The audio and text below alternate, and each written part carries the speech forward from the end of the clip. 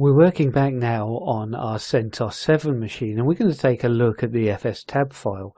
We saw previously in the slides that we had the outline of the fields that are used within the fstab file, but let's just take a look at a real working file now.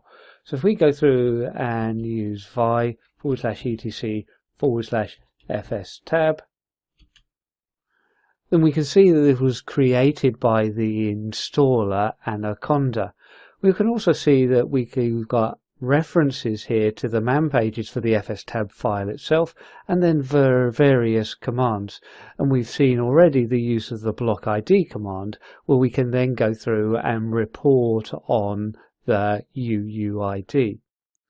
We added in our own entry in the introduction to this course where we were taking a quick look at UUIDs, and we can see then that bottom entry of this file with our UUID equals and then BA903. So we added in this entry. So let's use the capital G to take us to that line.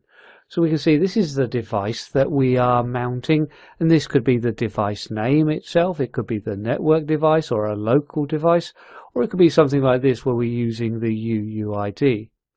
And then the mount points are where we want to mount it to, and then the file system type.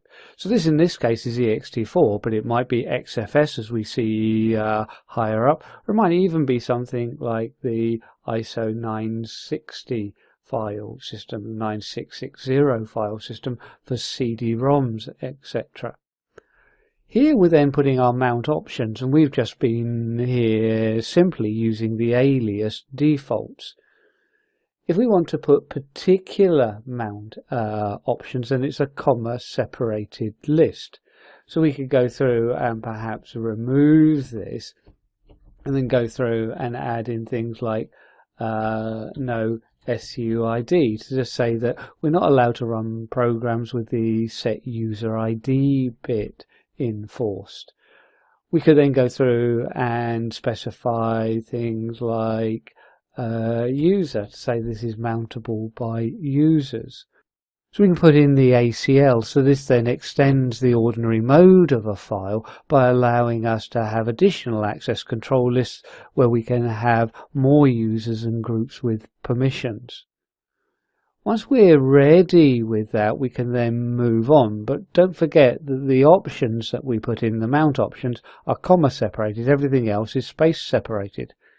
Then we've got the enabling the file system for the dump backup.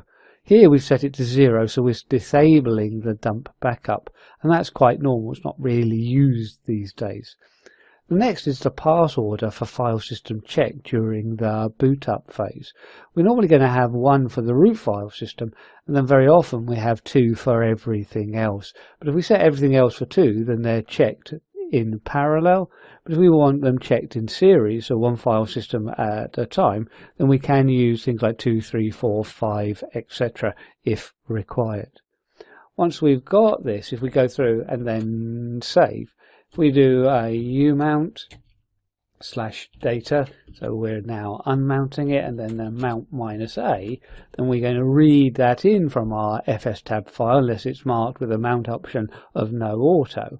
Now when we look for mount and search for the data directory, we can see now that that is mounted, but additionally we then got the no set user ID, the no exec has been added in, the no device has been added in. So we can see that just adding in the no SUID bit also adds in things like the no dev, so we can't have dev devices on that, as well as the no exec. Well, hopefully this gives you an idea or a little bit more insight to the fstab file.